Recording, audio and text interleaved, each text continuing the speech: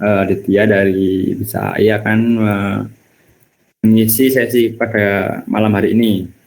Nah, jadi pada malam hari ini kita akan membahas terkait kalau sesuai rundown saya kebagian di machine learning dengan Python ya. Jadi nanti kita akan langsung saja eksekusi di Python-nya, bagaimana proses data science atau machine learning-nya itu di Python seperti apa begitu. Oke, saya share screen.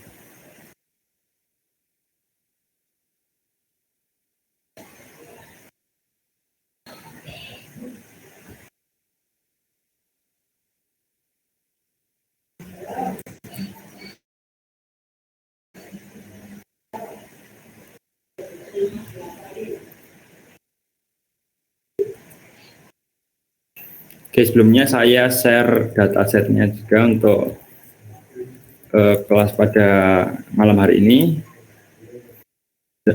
Saya share di linknya di public chat itu di Google Drive. Nah, data di sini yang akan kita pakai adalah automobile data ini dan Herd CSV. Nah, untuk Herd CSV ini kasus klasifikasi ya, kasus klasifikasi. Lalu untuk automobil ini kasus regresi.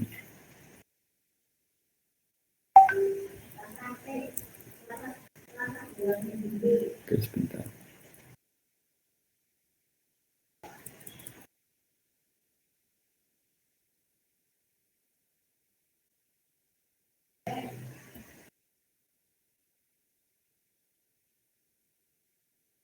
Oke, sebentar saya persiapkan dulu.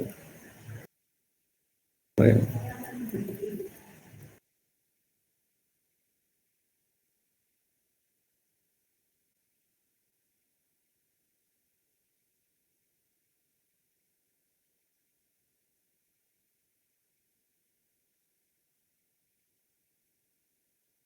Baik, pertama kali kita akan import library yang biasa digunakan ya, yang biasa digunakan terlebih dahulu. Import pandas, NumPy, import Seaborn. Nah, lalu pertama kita ini kan kasusnya regres, klasifikasi terlebih dahulu. Lalu kasusnya ini kasusnya klasifikasi. Lalu langkah yang pertama kita lakukan load data.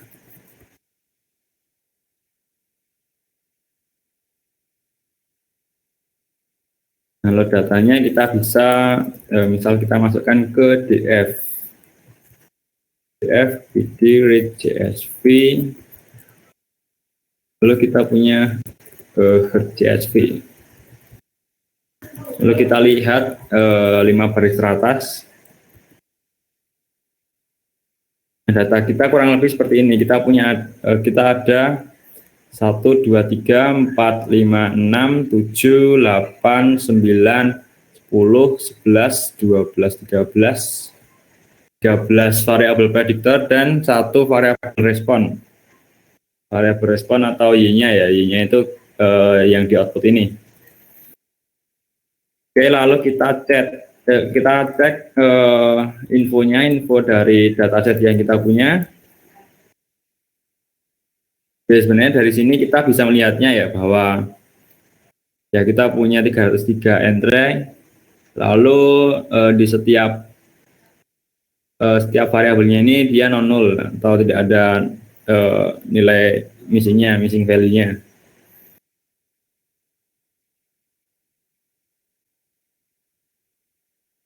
Nah, lalu pertama kita drop dulu yang data yang ada duplikatnya. Memakai df drop lalu duplicate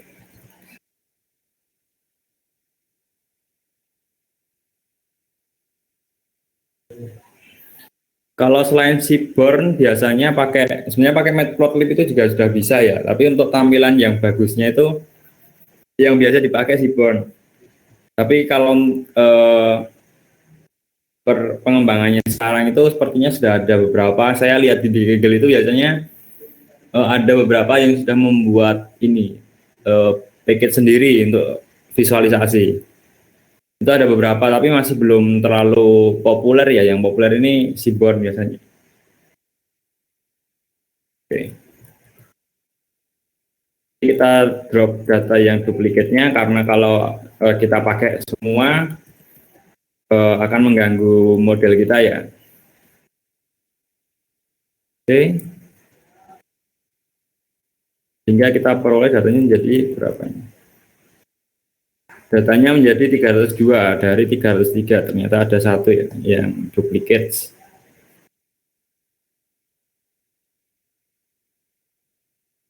Oke, lalu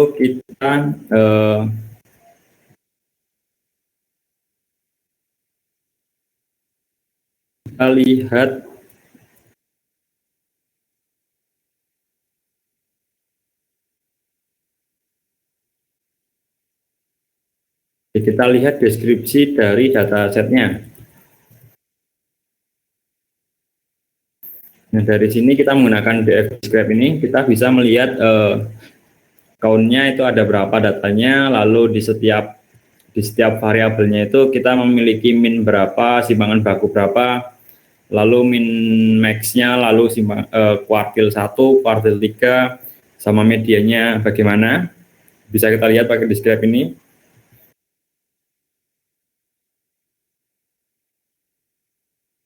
Nah, ini contohnya kalau age itu dia berarti data kita punya dari umur 29 sampai 77. Lalu untuk rata-ratanya data kita ada di umur 54, berarti cukup tua-tua ya ternyata data kita ini. Ya respondennya cukup tua-tua orangnya. Oke, lalu kita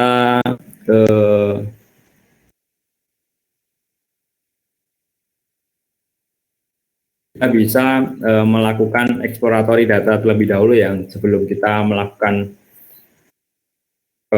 data preprocessing ataupun pemodelan. Kita harus melihat dulu datanya seperti apa. Jadi kita bisa menentukan untuk nanti di preprocessingnya seperti apa yang harus kita lakukan. Ya seperti kalau kita ingin memakai model statistik itu kan ada asumsinya. Nah, asumsinya kan harus dipenuhi.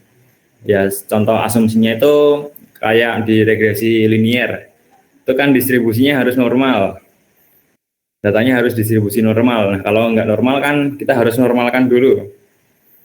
Nah, itulah mengapa sangatlah penting dilakukan exploratory data terlebih dahulu. Oke, exploratory data. Kita beri judul exploratory data. Nah, untuk ini sebagai catatan saja, ini nanti tidak ya bisa digunakan tapi juga tidak terlalu digunakan juga. Ini untuk catatan saja sebelum melakukan pemodelan atau eksplorasi data itu sebaiknya kita lihat dulu variabel mana yang merupakan variabel kategorik, variabel mana yang merupakan numerik begitu. Jadi pemilihan jenis visualisasi datanya itu kita tidak salah.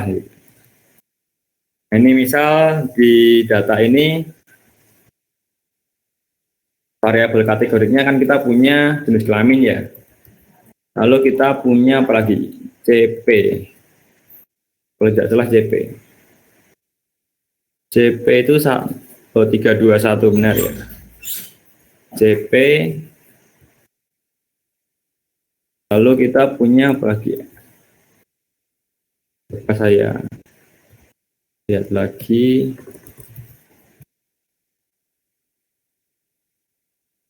CP, lalu ada FBS, lalu ada PrestCG, lalu ada EXNG, lalu ada CLP, lalu ada CAA, lalu ada TAL. Oke, lalu untuk numeriknya kita punya kategori. kita punya age, lalu ada TRT BPS ya, lalu ada CHOL, Talah, lalu ada Outpick. Oke, kita hapus saja. Nah, ini untuk catatan kita saja nih sebenarnya. Dan nanti di proses kita bisa memakai ini, bisa tidak. Kalau mau memakai ini nanti ya mungkin seperti visualisasinya ingin kita buat langsung pakai looping saja atau for loop, itu kita bisa manfaatkan catatan itu. Nah, mungkin kalau ini saya contohkannya, saya manual aja ya. Nah, yang pertama yang akan kita visualisasikan itu data berupa kategorikal datanya terlebih dahulu.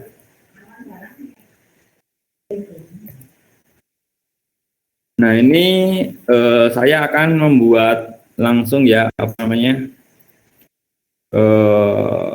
visualisasinya bersebelahan, jadi tidak di bawahnya begitu. Nah, kita bisa manfaatkan yang namanya subplot. Nah, kita definisikan dulu figurnya, lalu axis-nya, subplots. Nah, ini di kategorikal kan kita punya 1, 2, 3, 4, 5, 6, 7, 8. Ada 8 variabel. Jadi jika kita ingin membuat kotak-kotaknya itu sebaris, ada beberapa kotak, itu idealnya kan berarti sebaris 3 ya. Idealnya kan sebaris 3. Lalu kalau sebaris 3 berarti nanti ada 3 baris. 3 baris di mana baris terakhirnya nanti ada berisi 2. Kurang lebih berarti kita buat, nah ini pertama saya buat per barisnya ya. Nah, ini kenapa saya buat per baris, karena untuk mempertahankan ukuran dari figurnya ini biar tidak terlalu kecil. Ini saya buat per baris. Ini untuk baris pertama, lalu ini oke. Untuk baris pertama, lalu di kategorikal data jenis visualisasi data yang dapat kita lakukan itu seperti bar chart, lalu ada pie chart, lalu ada ya biasanya pie chart sama bar chart. Ya, namun pada kesempatan kali ini mungkin saya pakai bar chart saja ya, karena memang seringnya juga pakai bar chart. Kenapa pakai bar chart itu? Kita bisa melihat persebaran datanya. Jadi distribusi misal di kategorikal itu kan identik dengan unique value-nya itu. Nah, kita bisa melihat itunya distribusi dari dia yang masuk, data yang masuk ke kelas A itu berapa, kelas B berapa, kelas C berapa.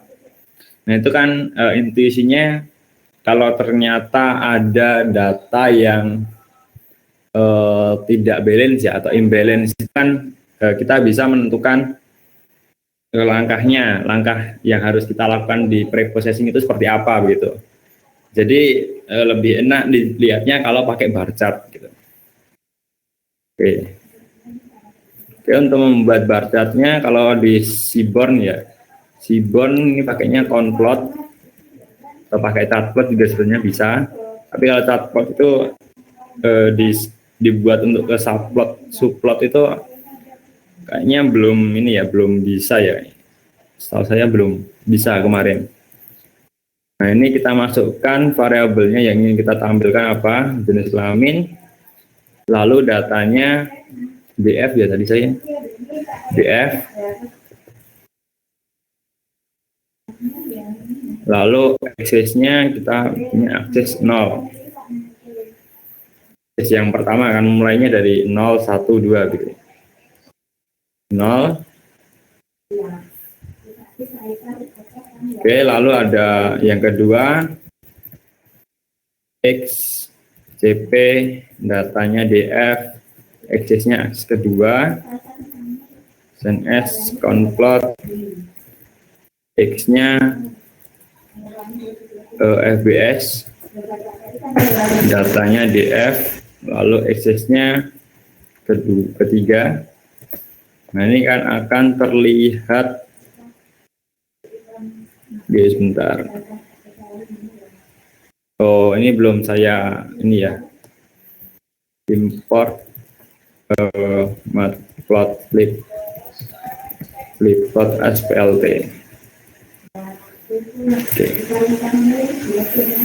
Ya kurang lebih seperti ini nanti visualisasinya. Ini dapat kita lihat bahwa di jenis kelamin 0 itu kalau tidak salah ini ya, female 0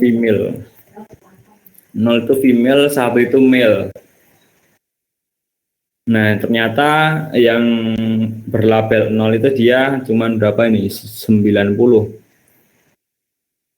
Lalu yang berlabel 1 dia 200. Ternyata ini ya, datanya isinya kebanyakan perempuan gitu. Oke, lalu kita buat baris kedua. Size-nya sama, fix size 25.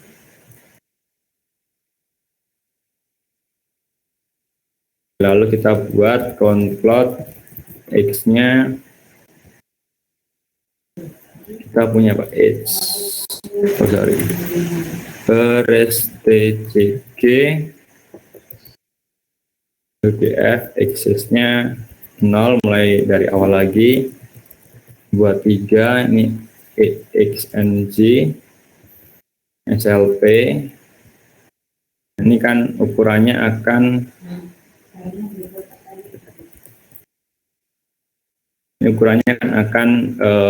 besar seperti ini. Kalau kita buat langsung 3 baris itu akan jelek nanti. Oke, lalu kita buat baris ketiganya dengan ukuran sisanya kan berarti kita kan tadi punya 8 dan kita tampilkan di 6 berarti kurang 2, tinggal diganti 2. Di sini kita selanjutnya baca AA lalu ada sehingga kita peroleh visualisasinya seperti ini untuk data kategorik.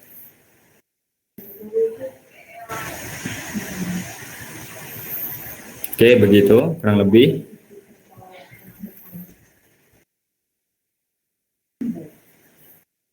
Lalu selanjutnya kita akan membuat visualisasi untuk data numerikal.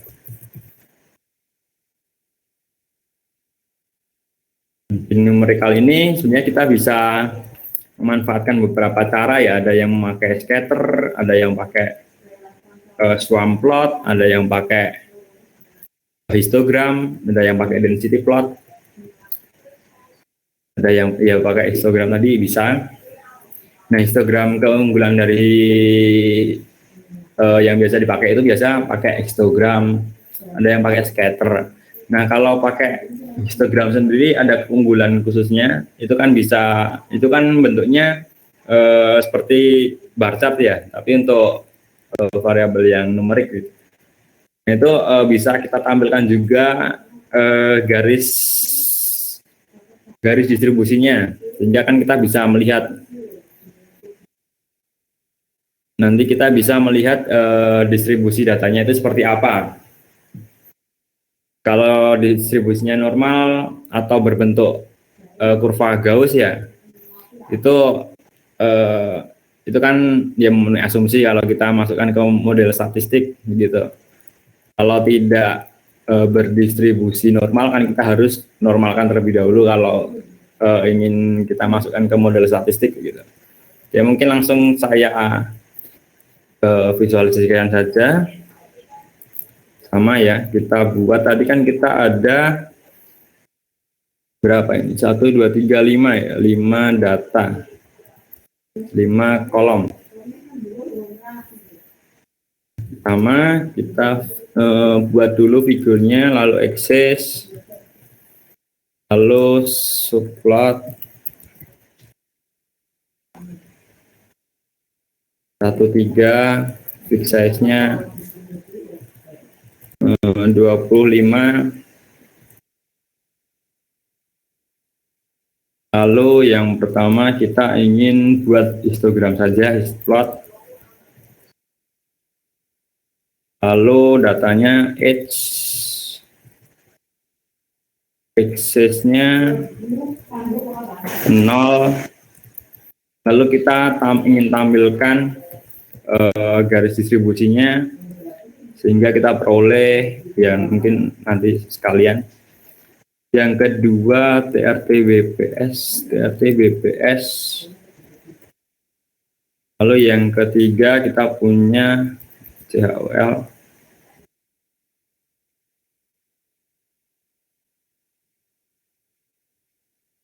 Sebentar.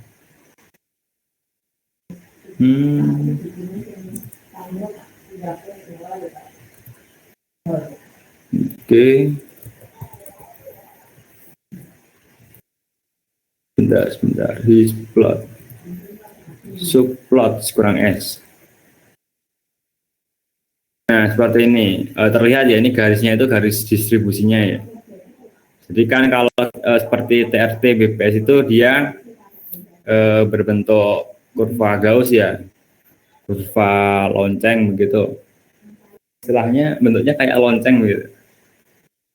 Nah, lalu dia minnya ada di sekitar 130-an. Oke, masih aman. Lalu yang di edge ini juga masih berbentuk kurva Gauss juga. Dengan rata-ratanya di sekitar ini ya 55-an. Begitu. Itu masih bisa dipakai. Oke, lalu ada kita buat yang dua lainnya, subplots 1, 2, fix size-nya 25 sama aja, histplot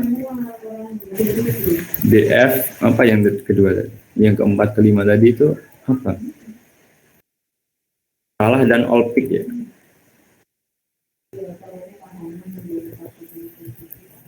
Salah,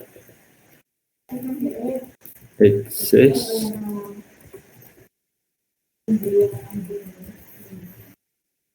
KDE-nya juga terus saja agar kita terlihat garisnya.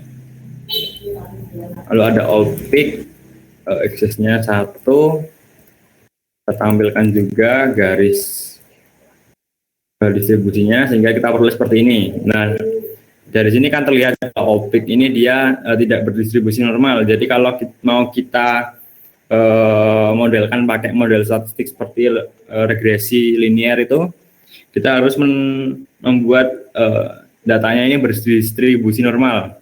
Ya setidaknya seperti TRT BPS ini. Nah, caranya bisa kita pakai transformasi logaritma itu bisa, pakai standarisasi bisa.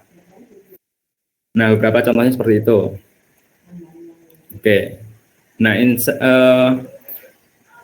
esensi dari exploratory data khususnya untuk data science itu seperti itu. Jadi, kita bisa menentukan data preprocessing yang akan kita pilih itu seperti apa untuk setiap datanya.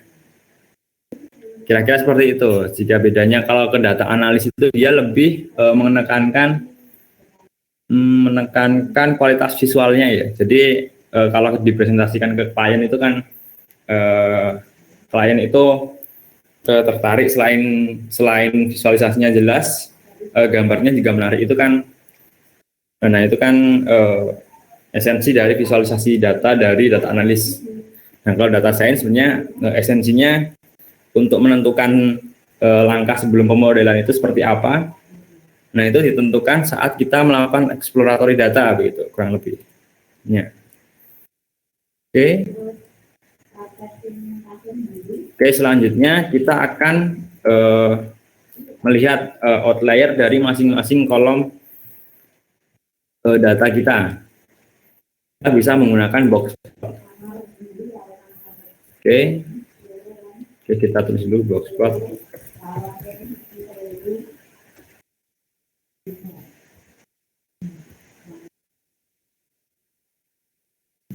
Dan di sini kita bisa menggunakan Seaborn lagi ya. Kita buat, nah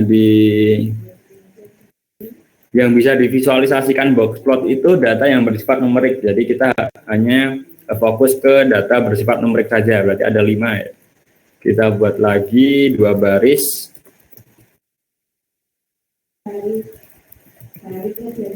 Baris yang pertama kita ambil 3 kolom, fixed size 20,5, lalu kita pakai SNS box plot ke X output. Nah, nanti akan kita plotkan ya, plotkan box plot itu dengan setiap berdasarkan setiap kelas outputnya. Jadi data yang outputnya 0 itu dikelompokkan sendiri, outputnya 1 dikelompokkan sendiri, begitu. Ini kan outputnya ada 2, 0 dan 1 ya, 0 dan 1 gitu. Datanya kan ada df output.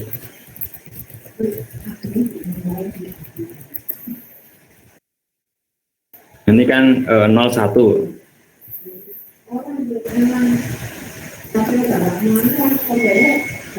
Lalu yang pertama variabel yang ingin kita tampilkan yang umur, datanya df, lalu aksesnya akses pertama.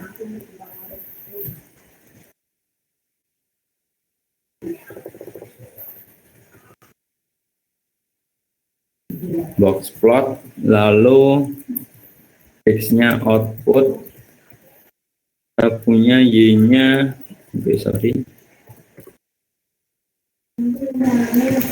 Y-nya tadi apa? TRT BPS ya, TRT BPS ini. TRT BPS, lalu data didefinisikan, X-nya access 1. Oke, sama yang selanjutnya ini diganti 2. Ini Y-nya CHOL.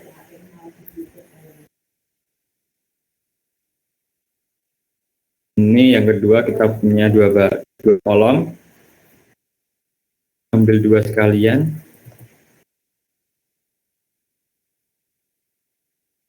Lalu Y-nya salah. Y-nya di sini all pick. Kita plot seperti ini, akan muncul seperti ini. Dengan box plot ini sebenarnya terlihat banyak sekali ya, terlihat banyak sekali informasinya. Nah, garis lurus, garis horizontal yang paling bawah ini maknanya itu dia nilai minimumnya, lalu yang garis horizontal kotak biru ini dia merupakan kuartil 1, lalu yang tengah garis ini dia medianya, lalu yang garis horizontal atas biru ini dia kuartil 3-nya, lalu yang paling atas ini dia maksimumnya. Lalu titik-titik yang di luar kotak ini itu dia outliernya begitu. Jadi di variabel apa ini? CHOL, TRT BPS ada outliernya ya. Nah, ini nanti akan kita seleksi aja, kita hapus. Outlier itu kan bisa kita handling dengan menghapus atau mengganti nilainya. Mungkin nanti akan kita hapus saja. Karena outliernya kan sedikit ya. Jadi dihapus tidak apa-apa. Oke, tadi sampai apa ya? Oke, selanjutnya kita akan lihat distribusi dari outputnya seperti apa. distribusi atau data dari outputnya itu seperti apa begitu. Ini tadi udah saya tunjukkan saja ya pakai value count tadi itu kan sebenarnya udah terlihat. Tapi ya lebih baiknya kita visualisasikan saja pakai SNS count plot. Di sini X-nya output, lalu datanya DF. Nah, terlihat seperti ini. Yang masuk ke kelas 0 dia di sekitar 140 ya, kira-kira 130, dekat-dekat 140 lah. Lalu yang satu ini dia ada sebanyak 160-an. Nah, selisihnya tidak cukup jauh ya. Jadi kita tidak perlu melakukan imbalancing data atau tidak perlu melakukan oversampling ataupun undersampling, soalnya datanya tidak terlalu berselisih banyak begitu. Nah, kalau datanya selisih banyak ya, misal di kelas 0 ini dia separuhnya dari 1, itu perlu kita lakukan namanya balancing data. Kita bisa melakukan kayak seperti oversampling atau undersampling dan lain-lain, itu bisa dipakai. Nah, tujuannya kenapa kok harus dibalancekan dulu datanya? Karena kalau kita memakai data yang seperti itu nanti akan condong ke salah satu output saja. Jadi modelnya kan kurang baik gitu. Hanya bisa mempredik kelas yang dominan gitu. Kurang lebih bahasanya seperti itu.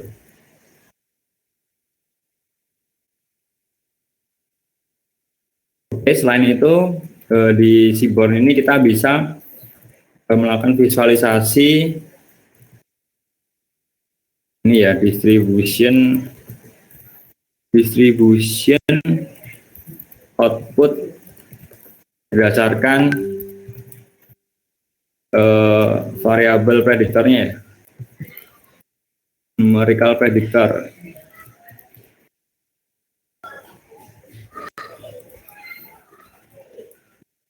Nah, di sini kita bisa melihat seperti ini. SNS displot X H, datanya DF, output,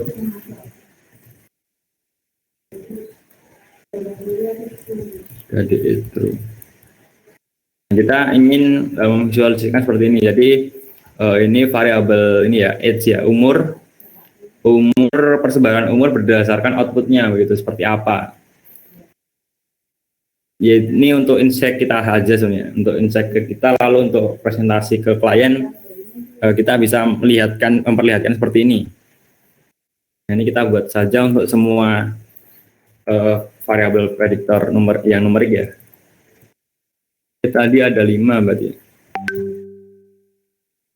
Tadi ada 5 saja age, TRT, WPS.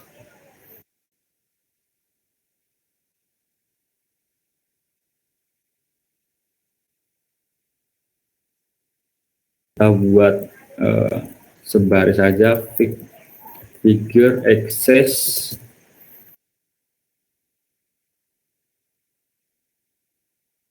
ketiga, fix size-nya kita pakai 20,5.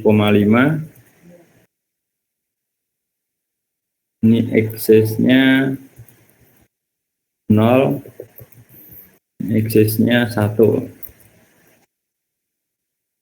Lalu lagi nih CHOL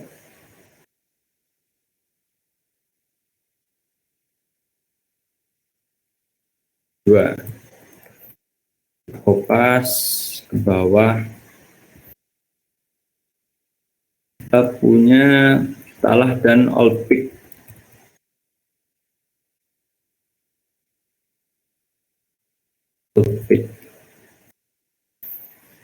Nah, sehingga kita peroleh hasil seperti ini ya. Jadi terlihat distribusi dari variabel numeriknya berdasarkan outputnya begitu. Kurang lebih seperti itu. Lalu sekarang kita setelah melakukan exploratory ternyata tadi kan ada outlier ya, kita handling dulu outliernya.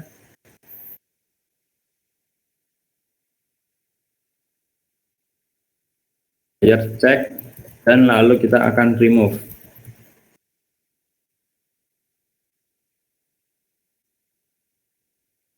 Di sini kita akan menggunakan yang namanya package-nya Skipy.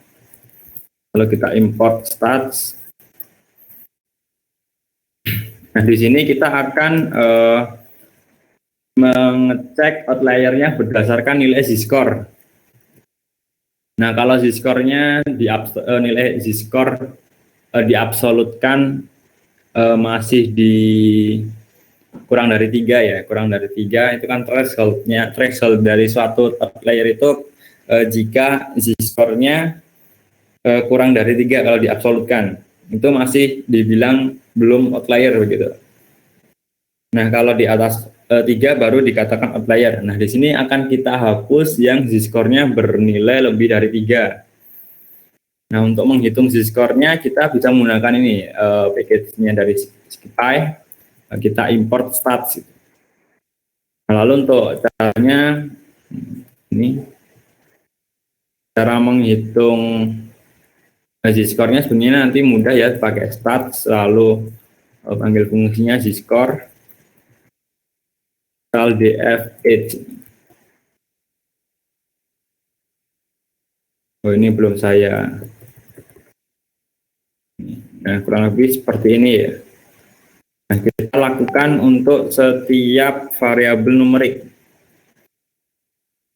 Nah, kita lakukan di sini, lalu kita mutlakkan sekalian pakai numpy absolute stats z-score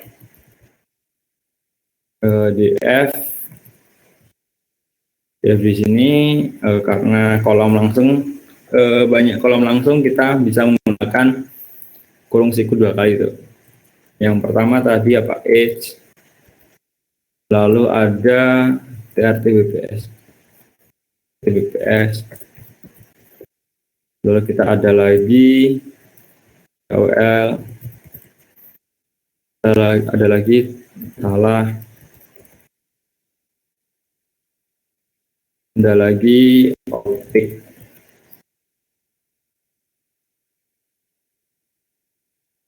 Dan dari sini akan kita drop jika terdapat nilai z-score yang lebih dari 3. Dipakai unique lalu pakai where ya, di mana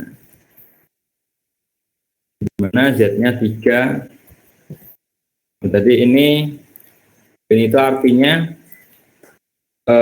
kita akan menghapus data yang memiliki z-score lebih dari 3. Mutlaknya ini kan mutlaknya ya z, ini kan udah nilai mutlak dari z-score lebih dari 3. Kita ambil lokasinya ini kita menggunakan npwhere, lalu kita ambil garisnya. Nah, barisnya kita ambil, lalu kan tadi pasti ada yang sama-sama gitu. Nah, kita pakai unique biar tidak ada data yang terjadi error karena terdeteksi dua angka ya, 2 angka yang sama. Lalu kita apa lagi? Oke, coba dulu. Ini hasilnya seperti apa? Oke, seperti ini.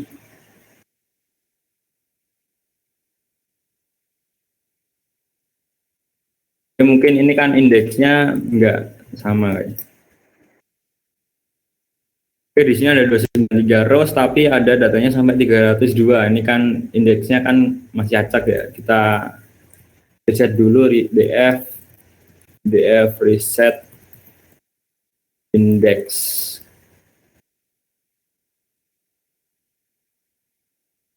Lalu ini bisa di flash through.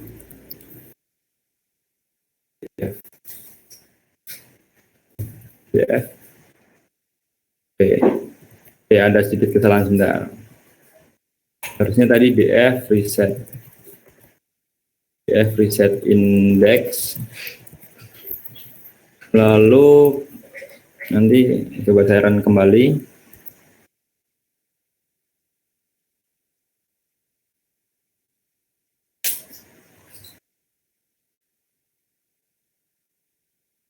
Oke, nanti akan muncul seperti ini, ada kolom indeksnya, kita hapus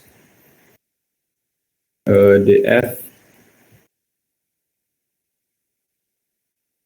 drop columns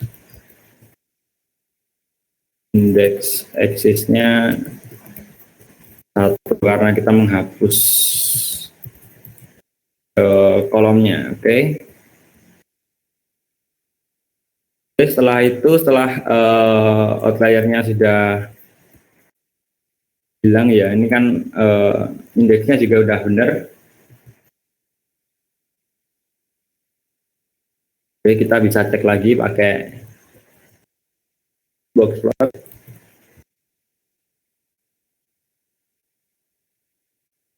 Ini kehapus ya, di JOL tadi itu kan kita punya titik yang sangat jauh di sini, lebih dari 500 ini. Lebih dari 500 ternyata udah hilang. Oke, di situ ternyata terdeteksi outlier. Lalu apalagi ini? Apalagi di mana? Oke. Ya, ini ada di Talah juga, Talah.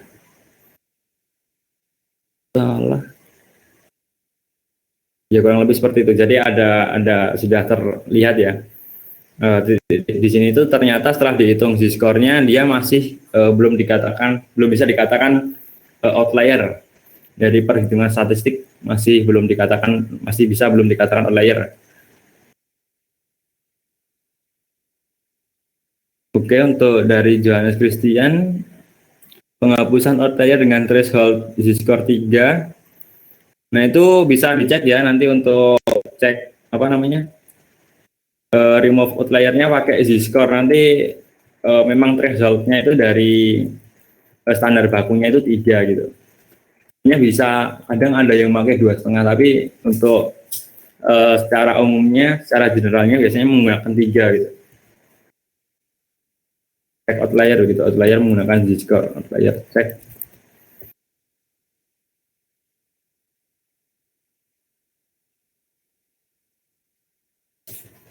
Itu ada beberapa cara untuk find apa namanya detect outliernya. Nah, salah satunya kita bisa menggunakan Z-score itu. Nah, kalau jika menggunakan Z-score thresholdnya yang biasa dipakai itu 3 begitu. Oke, begitu. Kita lanjut cek korelasinya. Cek correlation coefficient.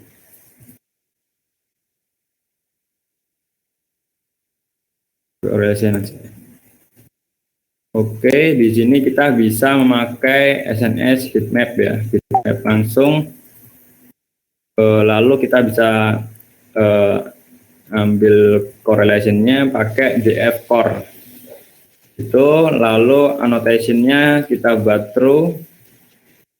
Lalu warnanya mungkin kita buat yang cool saja, cool warm. Jadi lebih soft itu kalau dibaca. Nah, ini terlalu kecil, akan saya besarkan pakai figur size-nya 15-10 mungkin. Oke, seperti ini. Nah, di sini banyak sekali informasi yang dapat kita dapat, bagaimana hubungan antara variabelnya, bagaimana hubungan antara variabel dengan outputnya, gitu.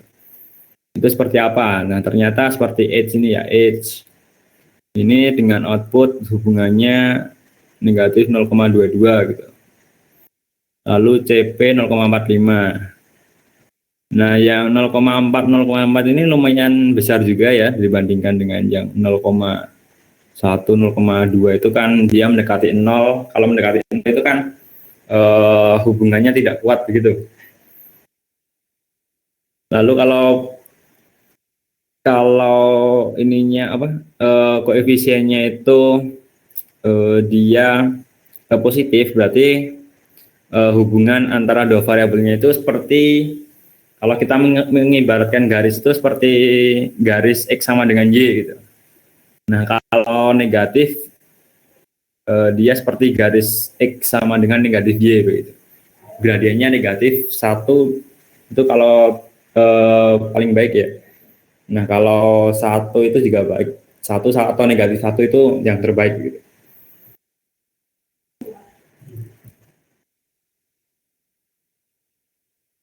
Oke, lanjut setelah itu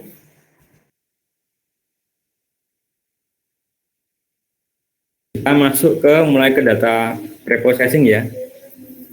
Di sini kita akan menstandarisasikan dulu data kita. Standardization.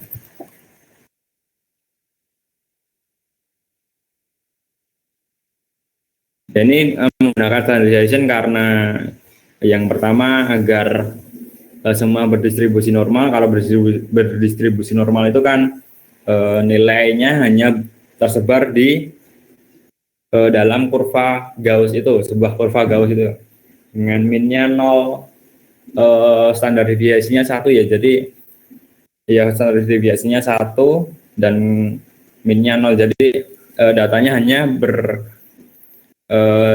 yang datanya ada di sekitar itu saja. Jadi lebih mudah ditebak gitu polanya. Intinya seperti itu untuk kenapa kok memilih standarisasi. Oke.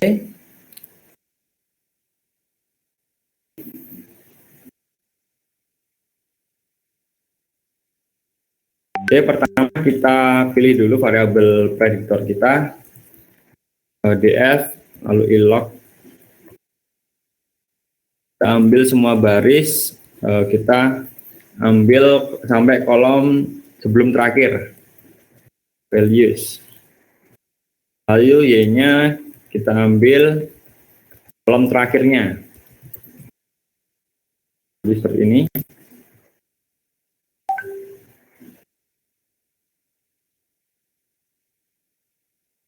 Nah, dalam standarisasi kita bisa menggunakan package dari scikit-learn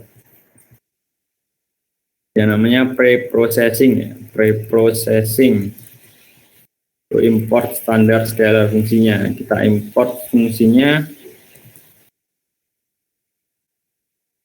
Dan di sini kita definisikan dulu fungsinya standar scalar kurang R. Oke, setelah itu kita fit transformkan variabel X kita. Fit transform X gitu. Oke, sukses. Nah, di sini kita bisa lihat juga parameter standarisasi kita. Ya kan, parameternya kan kita menggunakan min dan standar deviasi. Itu bisa kita cek SC min. Lalu untuk variannya ya.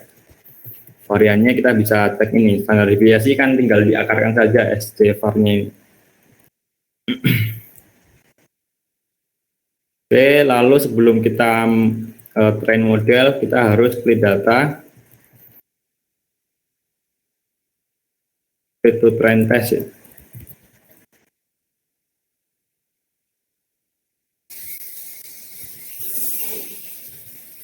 Nah, di sini kita bisa memanfaatkan package dari scikit-learn juga, preprocessing.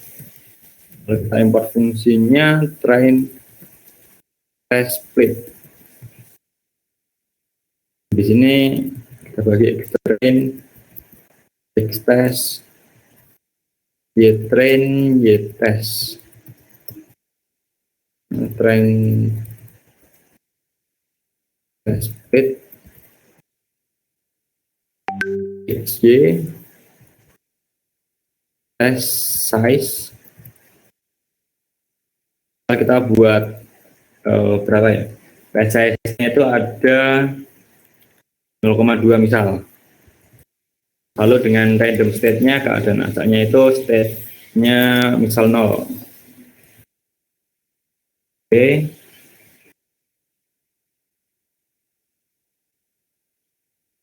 Train test split. Oke, ini salah ya, model selection, sorry. Pakai package model selection. Oke, lalu untuk misal kita hitung ya, ada berapa, kita bisa pakai counter collection.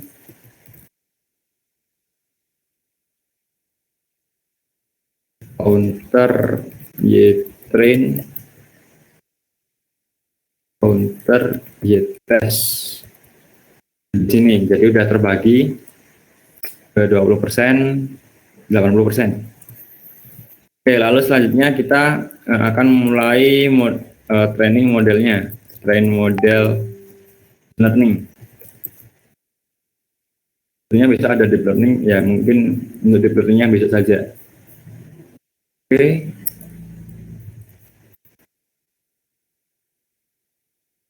Nah, di sini kita bisa menggunakan beberapa macam model ya.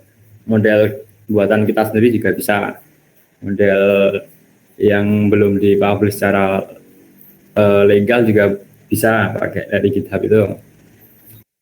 Atau pakai yang dari scikit-learn, itu kan model-model machine learning biasanya pakainya dari scikit-learn.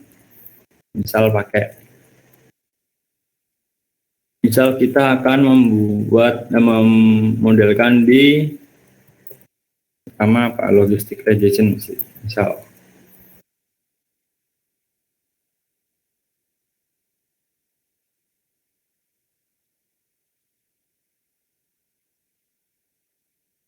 Nah, di sini kita menggunakan scikit-learn linear model, import logistic regression.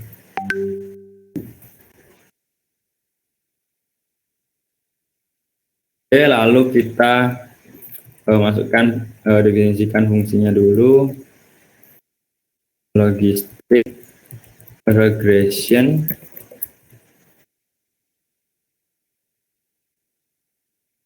Oke, lalu kita fitkan model LR fit X-train ya, X-train Y-train. Lalu kita buat prediksinya, predik LR model titik predik. Kita predikan X-test-nya. Oke, dari sini kok model LR kurang. Oke, dari sini kita bisa melihat hasil prediksinya. Terus kita bisa coba bandingkan ya dengan y-test-nya. Ya, seperti ini, kurang lebih y-test-nya ini, terus yang hasil prediksi dengan model regression itu seperti yang di line 30 ini. Nah, oke, untuk melihat akurasi skornya, karena ini kasusnya kasus klasifikasi, maka metrik yang bisa dipakai itu metrik akurasi ya. Nah, ini kita bisa menggunakan ya dari scikit-learn juga matrix import akurasi skor.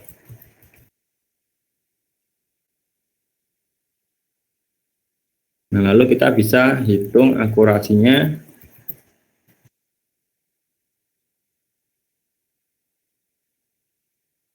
Y-test, hasil prediksi dari logistic regression. Nah, ternyata 0,83. Ini cukup bagus ya. Modelnya kan di atas 80%. Di 83 ya. Oke, lalu kita coba lagi pakai metode lain, misal KNN.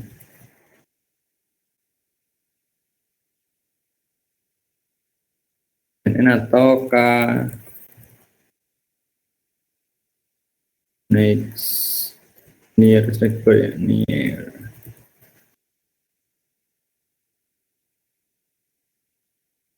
Ya KNN aja. Oke, kita bisa pakai skillon juga, neighbors, lalu import kan neighbors classifier. Di sini juga sama, kita disediakan dulu modelnya, model KNN, lalu ini yang tinggal kita kopas saja. Lalu kita lihat, kita fitkan model KNN fit Xtrain Ytrain.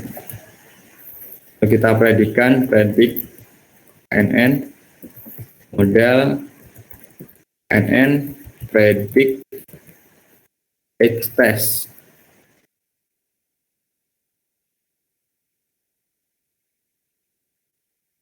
Oke, kita bisa lihat akurasi skornya.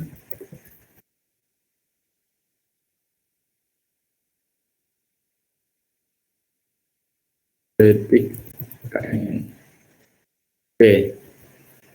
Itu untuk KNN, lalu mungkin yang selanjutnya kita ini saja ya, generate langsung semuanya aja ya, other method.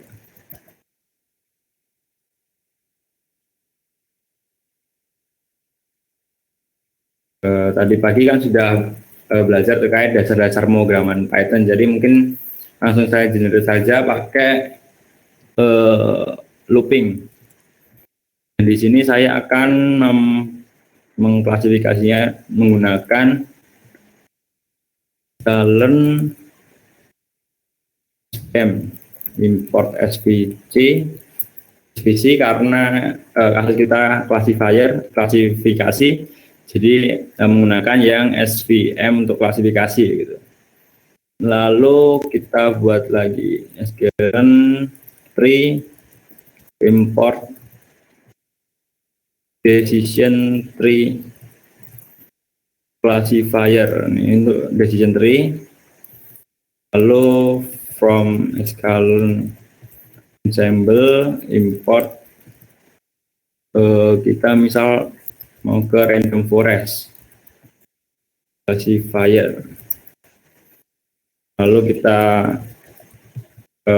panggil lagi modelnya, import model misal gradient boosting classifier. Lalu misal kita panggil lagi ensemble, masih keluarga ensemble, import ada boost classifier. Lalu misal kita pakai XGBoost SSGB.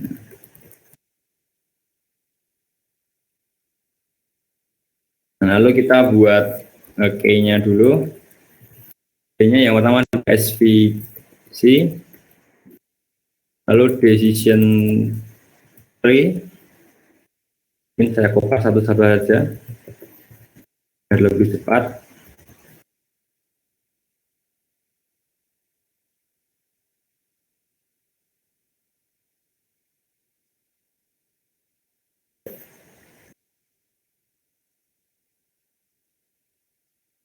SCP. Oke, lalu fungsi-fungsinya kita memakai SVC, lalu ada menggunakan decision tree, lalu menggunakan random forest, lalu kita menggunakan gradient boosting, lalu kita menggunakan ada boost Lalu kita menggunakan XGB classifier, mungkin saya tekankan saja. Oke. Lalu kita buat dictionary-nya.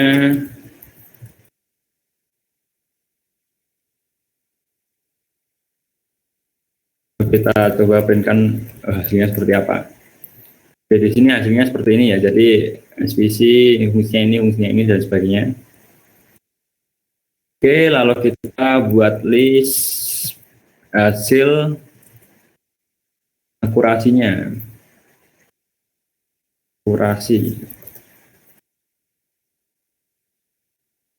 Lalu kita buat loopingnya, ini algoritmanya di model item. Lalu langsung saja algo fit train y train. Lalu kita lihat hasil prediksinya, model algo predict x test. Lalu kita lihat akurasinya, akurasi skor y test, prediksinya. Oke, lalu kita masukkan ke list akurasi ACC. Itu print m ACC. Dari sini terlihat ya langsung jika menggunakan SPC 0,9, decision tree 0,76, random forest 84, gradient boosting 81, adaptive 81, XGB ada 81. Jadi yang terbaik di sini random forest dibandingkan dengan yang atas tadi masih tinggi ini ya, masih tinggi random forest. Ini bisa kita plotkan juga PLT S bar plot nya predicted ya, predicted nya K, predicted akurasi. Nah, ini untuk perbandingannya secara visual. Oke, K-nya itu dia, ini.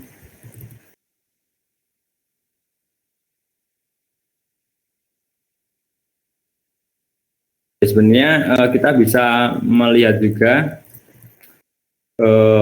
yang namanya confusion matrix-nya, confusion matrix.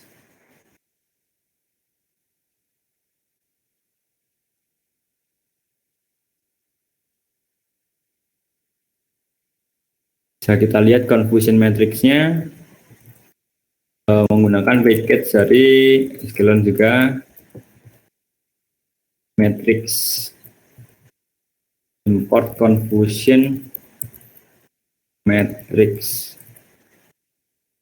Di sini misal kita ini misalnya saya tampilkan dulu ya hasilnya kalau pakai ini seperti apa. Confusion matrix y-test, mungkin pakai yang misal pakai yang ini ya, pakai yang logistic regression.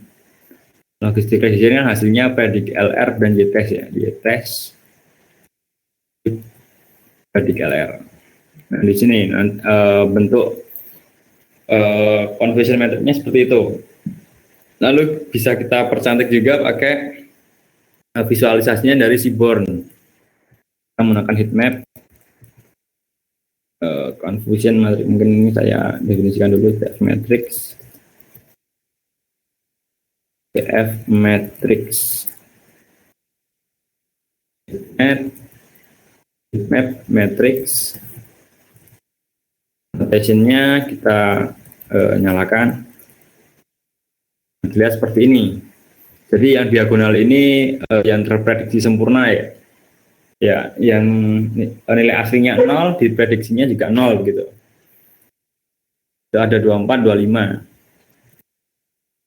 Nah, selain itu, kalau kita ingin melihat classification reportnya ya, classification.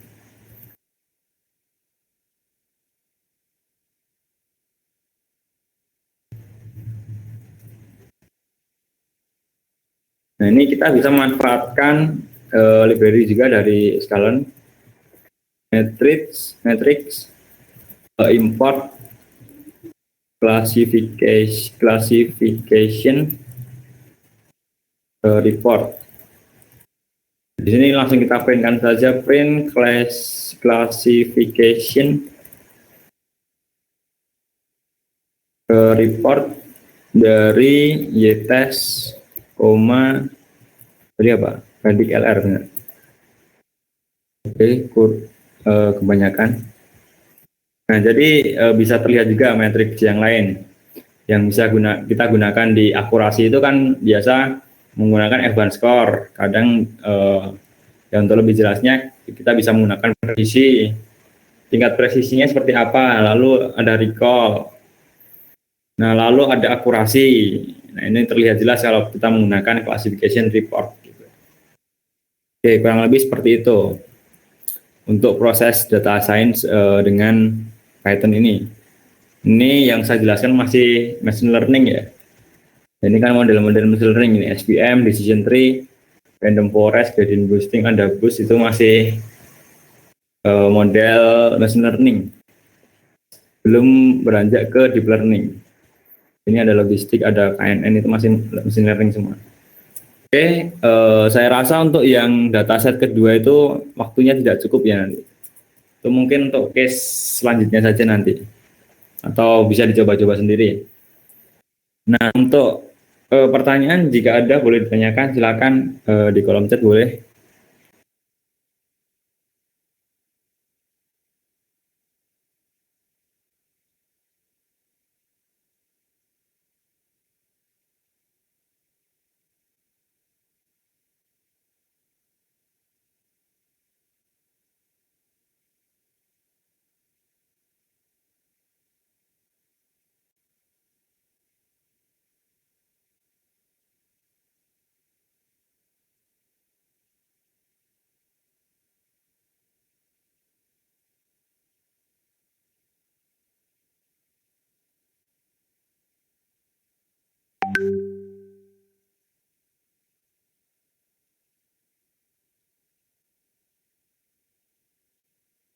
Bingung, jadi nggak tahu mau tanya apa.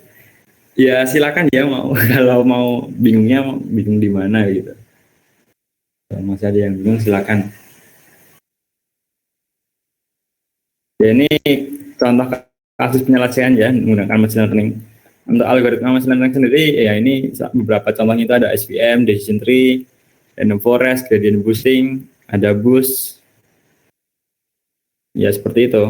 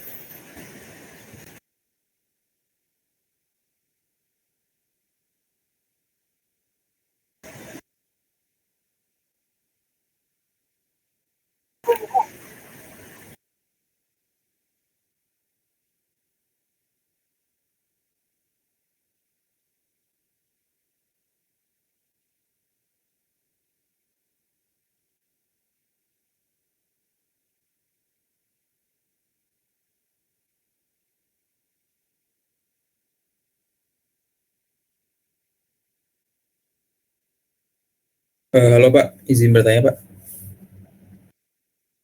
Ya, silakan.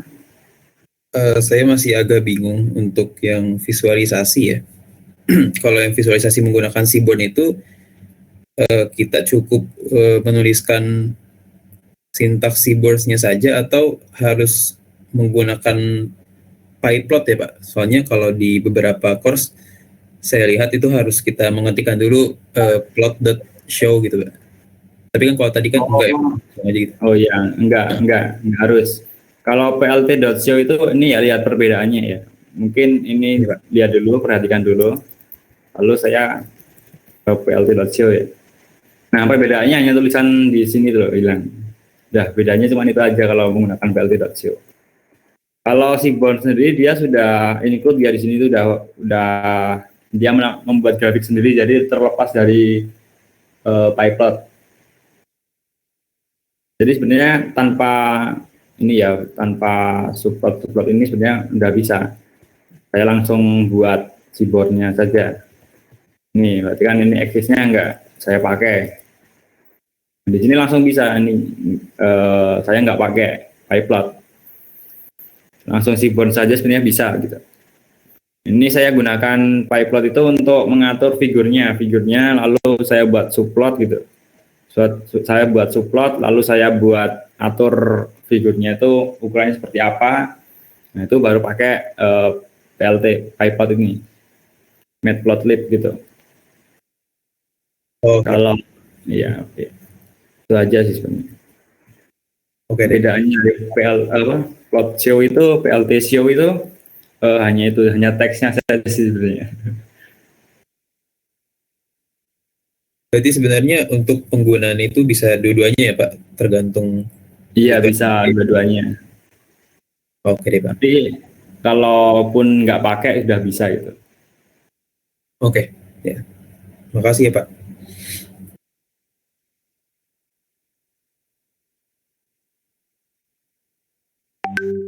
Oke, dari Mbak Dina Aulia ya. Ini ada pertanyaan dari Muhammad Rifki.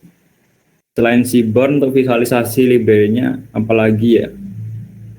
Kalau untuk visualisasi library yang paling populer itu Seaborn. Kalau yang lain itu apa ya? Ada banyak itu. Kalau teman-teman pernah surfing di Kaggle itu kan visualisasinya bermacam-macam.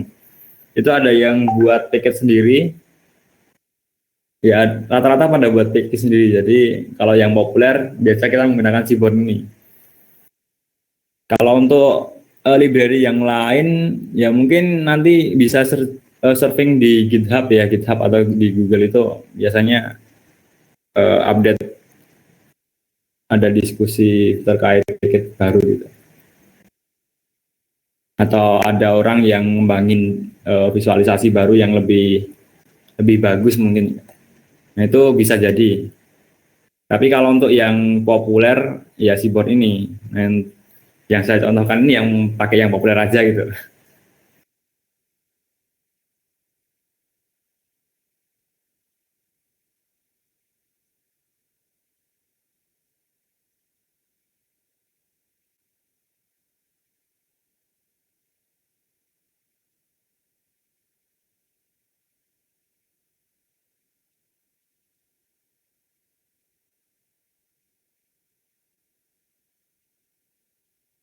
Oke, lalu ada tadi pertanyaan lagi dari Johannes Christian. Mau tanya untuk penghapusan outlier dengan ini dinamakan metode apa ya? Tadi sebenarnya sudah saya jawab ya tadi waktu di pertengahan penjelasan material itu. Mbak Dina Aulia sudah saya jawab tadi waktu eh, di tengah materi tadi. Ada beberapa macam cara untuk mendeteksi apakah itu outlier. Nah, salah satunya kalau kita pakai statistik yaitu menggunakan nilai z-score-nya. Nah, kalau berdasarkan dari statistik itu suatu data dikatakan outlier jika z-score nilai absolut dari z-score-nya dia lebih dari 3 gitu. Threshold-nya 3 yang dipakai gitu.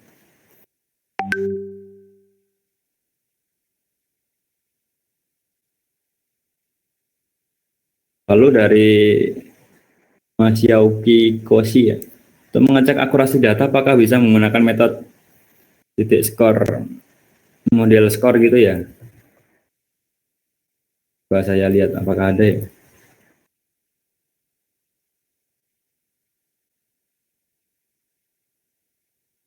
Oh ini ya, bentar.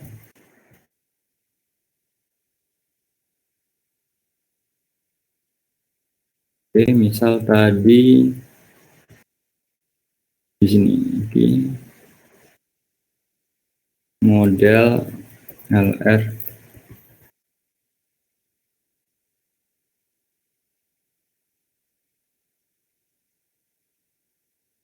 Bisa ya, sama saja. Ini hasilnya sama saja.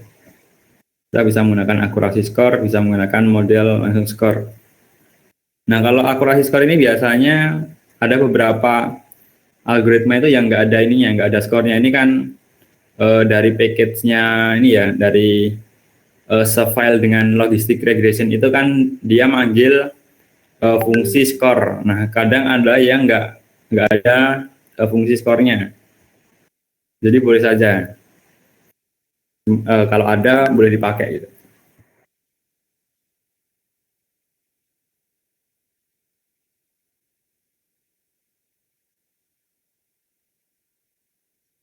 Oke, dari Grace ini hasil klasifikasinya yang mana? Nah, data kita kan ini, data pertama kita itu kan ini ya, yang DF ini ya. Itu kan ada age, sex, CP, TRTBPS, COL, RWF, dan sebagainya sampai output. Nah, target kita itu yang ini output. Jadi hasil prediksi itu nanti akan menunjukkan nilai output ini. Jadi kan yang masukannya tadi itu kan variabel masukan atau variabel inputnya itu kan ini ada 13 yang saya biru-biru ini. Lalu sedangkan yang akan diklasifikasikan itu ke outputnya ini. Jadi hasilnya itu hasil output. Lalu dari Johannes Christian, untuk handling outlier, pemilihan metodenya menggunakan threshold 3 dengan dasar apa ya? Ini kita harus pakai threshold seperti itu. Kemarin kita mungkin pakai logaritma. Nah, untuk yang saya katakan tadi ya, outlier suatu data itu dikatakan outlier kalau dari statistik itu kita bisa menghitung nilai z-score-nya. Nah, kalau absolut dari nilai z-score-nya itu kurang dari 3 itu dia data itu tidak dikatakan outlier. Sedangkan kalau z-score-nya lebih dari 3, data itu dikatakan outlier. Nah, lalu untuk handling outlier-nya itu ada beberapa cara. Yang saya praktekkan tadi itu menghapusnya, meremove.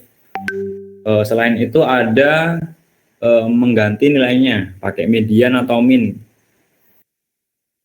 Nah, jadi untuk yang pemilihan menggunakan z-score threshold 3 itu untuk mengecek outlier-nya saja. Untuk dasarnya silakan cari di Google ya, sebenarnya ada ya. Coba saya carikan z-score outlier 3.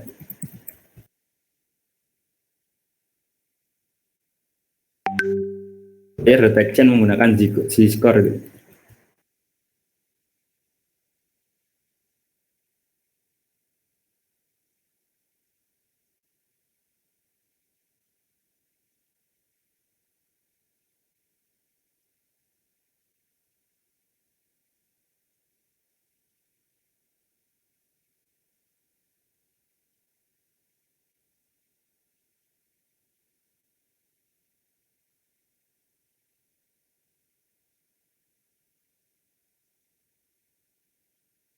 Sebenarnya ada ya, ini banyak sekali di Google itu.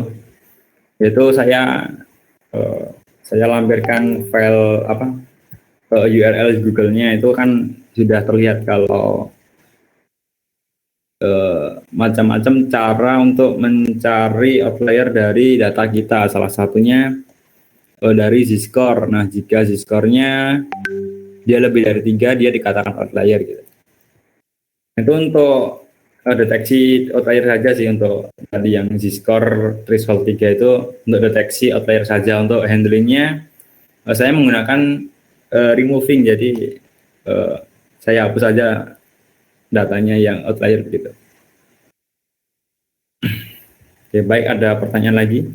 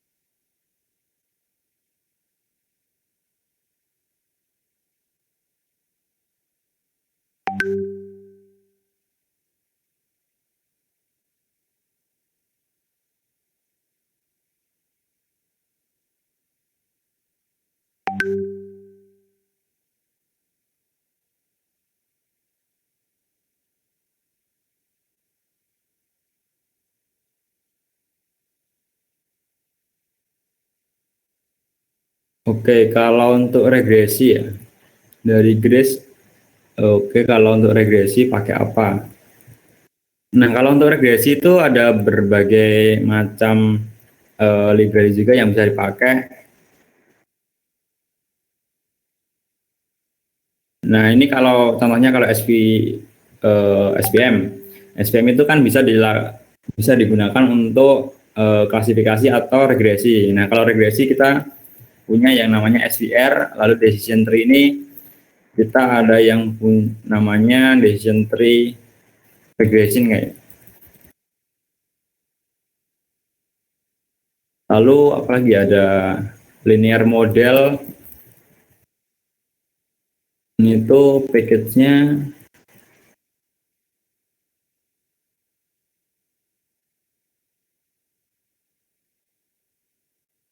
dari scikit-learn juga, scikit-learn nanti scikit-learn gini import linear model ini untuk regresi linear.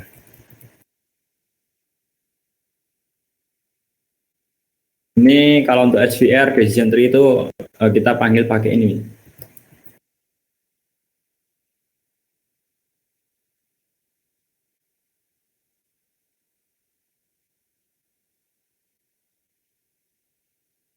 Di decision tree saya agak lupa itu di mana. Decision tree coba saya cari decision. Regresor.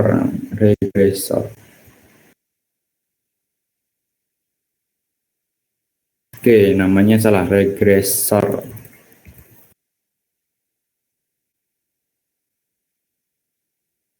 Linear model.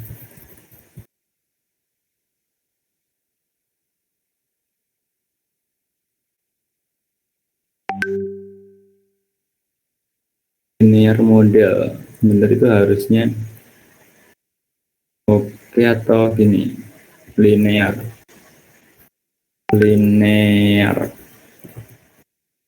model import linear regression. Nah, ini ada contohnya beberapa ya. Oh, ini pakai ini. Ini bisa dipakai ini. Beberapa contohnya, ada banyak sekali sebenarnya. XGB, ada lagi nanti LGBM gitu.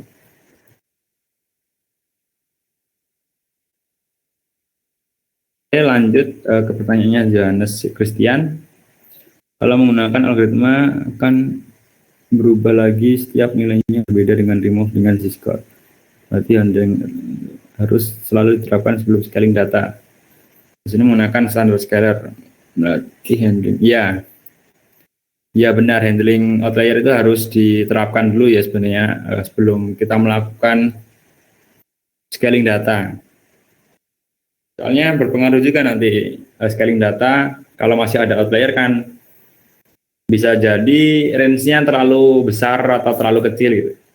Ya terlalu besar sih biasanya, range-nya terlalu besar. Itu kan nanti malah nggak bermakna scaling data kita. Kalau outlier-nya masih diikutkan begitu. Oke, apakah ada pertanyaan lagi?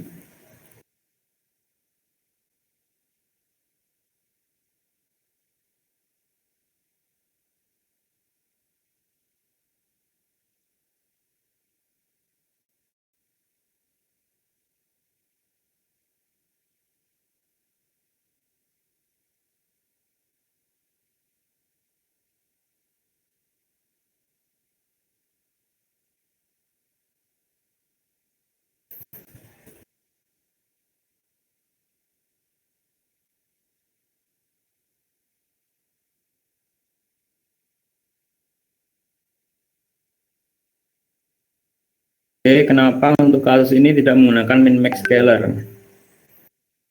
Nah, kalau min-max scaler itu biasa dipakai untuk kasus-kasus neural network. Neural network itu kan dia bermainnya di range negatif 1 sampai 1 ya kalau nggak salah. Negatif 1 sampai 1 atau 0 sampai 1. Jadi range-nya yang dimainkan di neural network itu kecil. Jadi kita harus melakukan min-max scaler dulu untuk mendapatkan akurasi yang lebih baik. Nah, kalau untuk model-model machine learning, model-model statistik itu kita pakai standard scaler saja sudah cukup sebenarnya. Begitu. Begitu Sabila, Mas Sabila Strafani ya.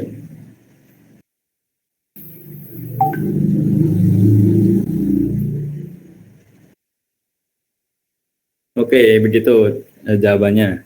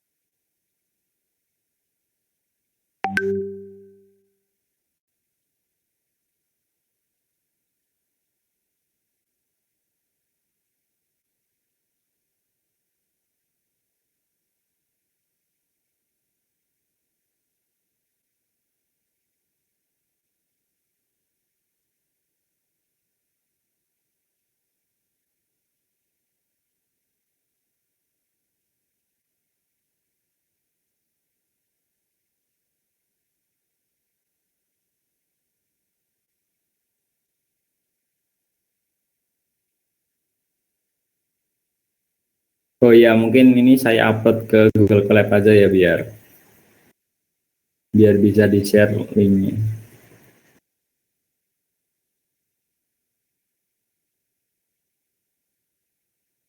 Ini Pak Mesin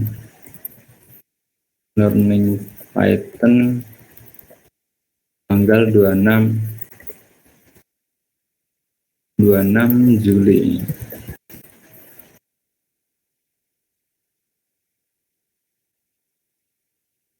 Oke, saya upload ke Google Colab sebentar.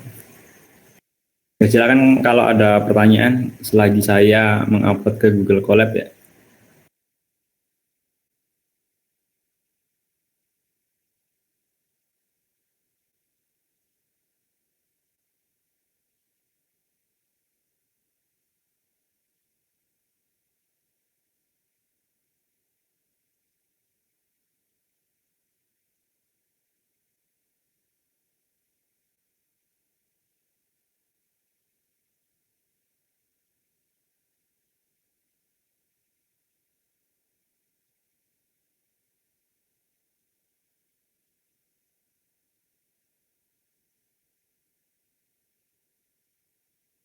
Oke, untuk eh, file notebooknya ini sudah saya upload ke Google Colab, linknya sudah saya taruh di public chat. Silakan di download saja ya, nanti di otak-atiknya lewat lokal saja biar teman-temannya yang lain nanti nggak berubah ininya sinteksnya.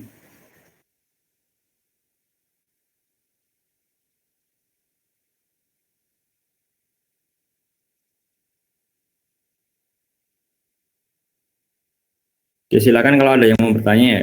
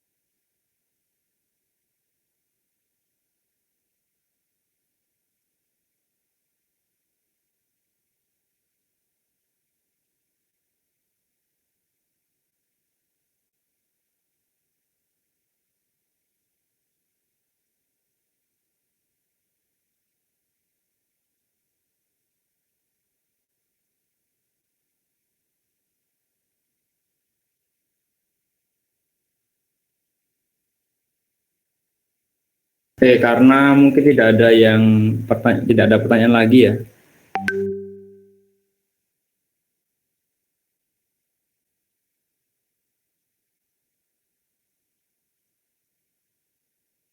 Oke, dari Johannes Christian, untuk kasus distribusi yang chaos terdapat pada output variabel berjenis kontinu, bagaimana ya cara penanganannya? Tadi itu saya standar scalar itu berarti dia harusnya sudah bergerak ke min 0 ya. Harusnya sudah bergerak ke min 0. Jadi ya kita bisa memakai kayak seperti standar scalar itu kan dia mentransformasikan data ke min 0 dan simpangan baku 1. Min 0 berarti kan nanti pusat dari datanya itu udah ke 0 gitu. Lalu untuk lebar kurvanya berarti sekitar 2, sekian. Itu udah di tengah-tengah berarti.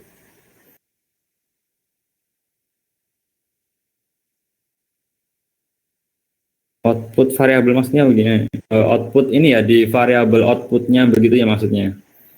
Nah kalau variabel output itu tidak bisa kita apa-apakan lagi ya. Tidak bisa kita apa-apakan lagi kecuali ya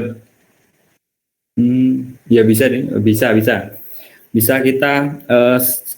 bisa kita lakukan suatu suatu treatment di output. Tapi untuk melihat hasil prediksinya kita harus mengubahnya lagi ke data aslinya begitu. Ya misal kalau kita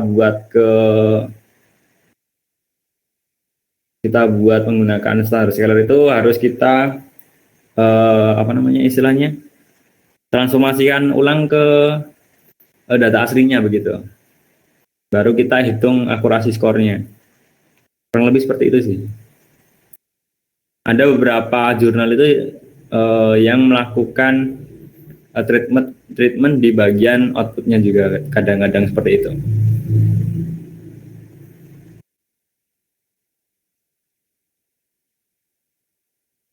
Oke, lalu dari Grace, izin bertanya, saya kan masih awam latar belakang IT, jadi sulit untuk paham materi tentang statistik. Tips supaya bisa gimana ya? Nah, untuk bisa ini memang harus basicnya tahu ya, setidaknya suka matematika lah. Ya kalau untuk ke peneliti machine learning harus kuat di ini, di IT, di pemrograman, di statistik, di matematik. Nah, mungkin kalau untuk ke ya memang harus belajar terkait statistik bagaimana data itu kan kalau tidak dipelajari berdasarkan statistiknya itu kan sulit ya. Kita tidak bisa menentukan langkah selanjutnya seperti apa gitu. Ya memang harus belajar statistik ya dari awal. Ya setidaknya ya dari awal sih. Setidaknya kita mengenal apa itu distribusi itu apa aja gitu. Treatmentnya distribusi seperti apa, outlier seperti apa gitu. Ya setidaknya itu. Ya perlahan-lahan pasti bisa kok.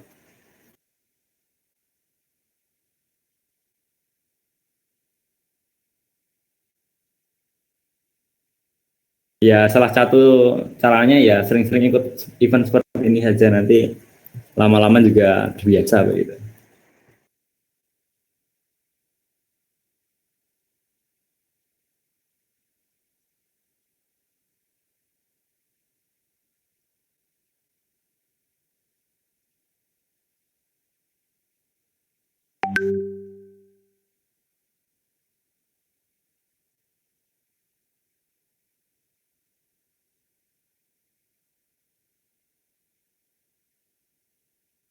Oke, apakah ada pertanyaan lagi? Mungkin kalau tidak ada pertanyaan saya tutup saja ya. Gimana? Apakah ada pertanyaan?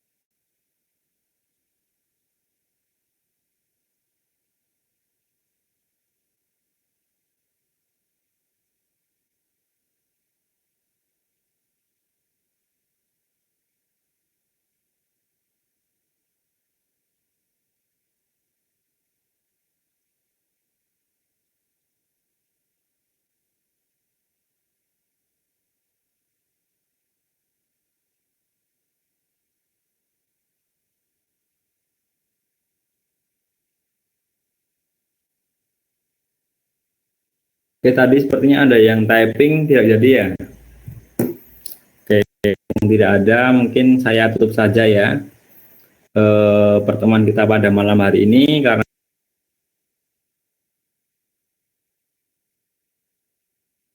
ada kegiatan juga ya. Hanya lihat banyak sekali. Oke. Oke, terima kasih atas partisipasinya teman-teman. Udah meluangkan waktunya di jam 19.30 sampai sekarang ya. Udah cukup lama juga. Oke, mungkin besok kita ketemu lagi ya di sesi berikutnya. Oke, terima kasih. Selamat malam.